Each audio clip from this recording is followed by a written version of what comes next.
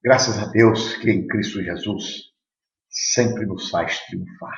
Ou sempre nos faz triunfar em Cristo Jesus. Capítulo 2, versículo 14 da segunda epístola de Paulo aos Coríntios. Uma verdade que nós devemos viver todos os dias é que nós triunfamos. Triunfar significa vencer. Está no pódio. Conta-se que no passado os soldados romanos eles iam para a guerra e quando eles venciam o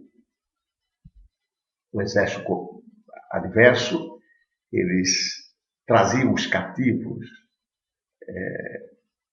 comandados pelo seu general, o chefe e suas fileiras, e o povo todo na cidade exaltava, cantava, gritava, comemorava. E havia aqueles que queimavam perfumes para os seus deuses, queimavam incenso para os seus deuses. E isto fazia parte do ritual, do triunfo dos guerreiros. E por isso que o apóstolo Paulo, nesse mesmo capítulo, em seguida esse versículo, ele diz que por isso que nós temos o cheiro suave de Cristo, porque havia uma comemoração e um triunfo sempre tem.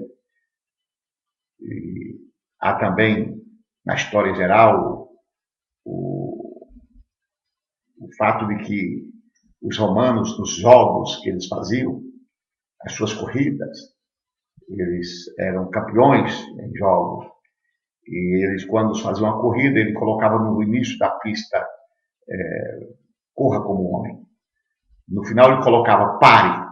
No meio ele colocava não desista. Ou apressa-te.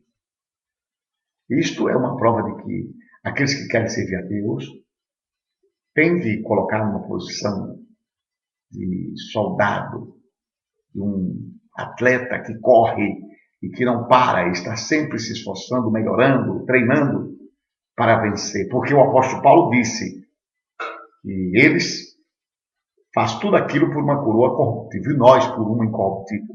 Portanto, nós devíamos treinar mais, nós devíamos ser mais dedicados, nós devíamos compenetrarmos mais. E não é bem assim o que acontece, vemos alguns fracassar no meio do caminho, outros desistirem. E lembramos que no livro de Hebreus está escrito, na Epístola de Hebreus, que Deus não tem prazer naquele que recua. Portanto, eu quero ficar com esta palavra. O apóstolo Paulo falou aos Gálatas, no capítulo 5, versículo 7. Vós corrieis bem. Quem vos fez, então, dizer a verdade?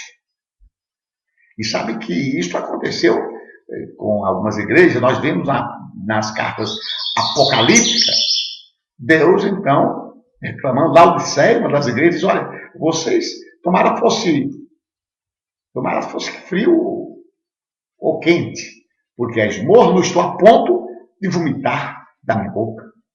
Então você vê que Deus não quer um povo insosso, sem sal. Deus quer um povo vigoroso, cheio de fé, cheio de alegria, de vigor. E tem alguns hoje que estão assemelhando a algumas seitas, e tem alguns que estão dizendo assim, não, mas porque todas as igrejas salvam.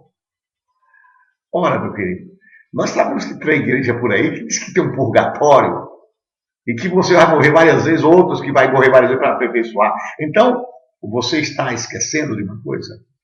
Cristo se fez maldição em nosso lugar. Capítulo 3, versículo 13 de Gálatas.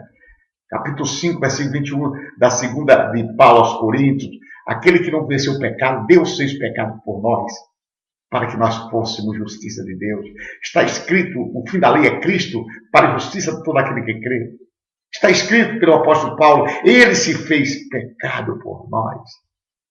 Está escrito em Isaías 53, ele certamente levou sobre si nossas enfermidades, nossas dores carregou sobre si, nós o reputávamos por aflito, ferido de Deus e oprimido, mas ele foi ferido por causa das nossas transgressões, moído por causa das nossas iniquidades, o castigo que nos traz a paz estava sobre ele, pelas suas pisaduras nós somos sarados. Ora, Ele levou sobre si o castigo. E se alguma religião está pregando que você tem que aperfeiçoar, tem que ir para o purgatório, isso aqui é uma mentira, sai de lá. Está lhe contando um caso de engano. Então você está duvidando do sacrifício de Jesus? Creia nele. Creia que ele é suficiente para pagar nossos pecados. Existe muita falsidade por aí. Existe muita mentira de homens improbos, de homens irresponsáveis que não atentam para a palavra e que cria situações que não estão dentro da Bíblia. Você deve viver o que Deus falou, o que Deus mandou. E sabe o que é fé? Eu vejo no livro de Hebreus dizendo a fé é o fim e fundamento das coisas que não se vê e a prova daquilo que se espera. Mas eu resumo de uma coisa: a fé é acreditar naquilo que Deus disse. Você tem fé? Então acredita que Cristo é o mediador entre Deus e o homem. Não ponha outra pessoa. Você tem fé? Acredite que Deus disse a verdade. Que Ele é suficiente para limpar você de todo pecado. E que não existe outra pessoa que intermedia entre você e Deus. Então, se você acredita diferente, então você não acredita em Deus. Você está no caminho errado. Mude enquanto há tempo. Porque haverá um dia que não haverá tempo. Haverá um dia que será tarde. Mas hoje é tempo. Hoje é tempo, diz a Bíblia. Se hoje ouvir a sua voz, não endureçais os vossos corações. E é isso mesmo. Acredite na genuína palavra de Deus.